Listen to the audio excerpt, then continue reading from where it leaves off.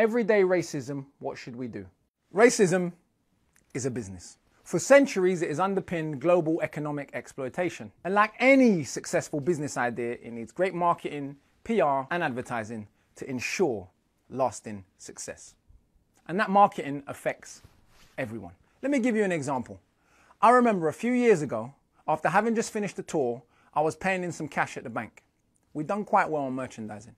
Next to me at the counter, another young Afro-Caribbean male, similarly dressed, was also paying in quite a large sum of money. Surprisingly, my first thought was one of suspicion. I wonder what he does for a living. Yes, even though I know that working class young black men do not control the multi-billion-dollar drug industry, the connection between people who look like me and drug dealing has been seared into my mind thanks to a lifetime of advertising campaigns like this.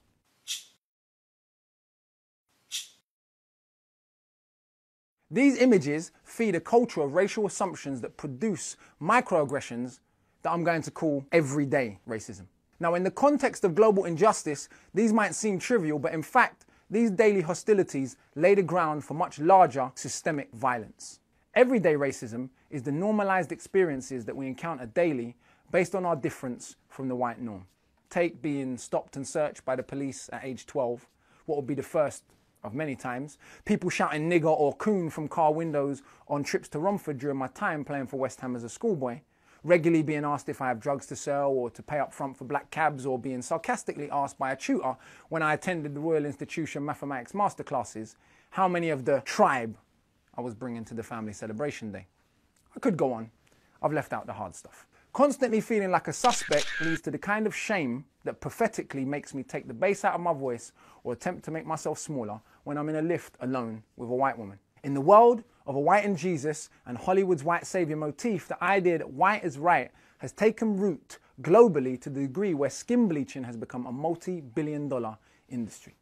According to the World Health Organization, 40% of Chinese women bleach their skin, and 77% of Nigerian women, the world's highest percentage. And it's not just those two countries. Millions of humans literally pouring bleach onto their skin to try and be whiter. Normalized insanity. Of course, this internalization is how effective advertising works. Major brands become etched into your psyche, and the system that sells racism is doing a fantastic job.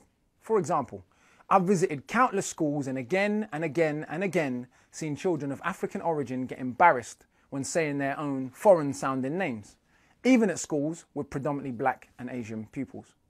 I'm yet to see a child called Tim or Paul laugh in shame as they introduce themselves. Yet racism seems to be one of the only problems that some people, conveniently, believe that we can solve without first analysing its cause and then plotting its destruction, as any concerned doctor would with any other disease. We cannot let ourselves be bullied into being silenced for fear of playing the race card. And whilst we must not conflate every act of prejudice with structural white supremacy, we must recognise the relationship between top-down propaganda and the bias that we carry. Fighting prejudice, both in society and within ourselves, is a key part of the search for justice.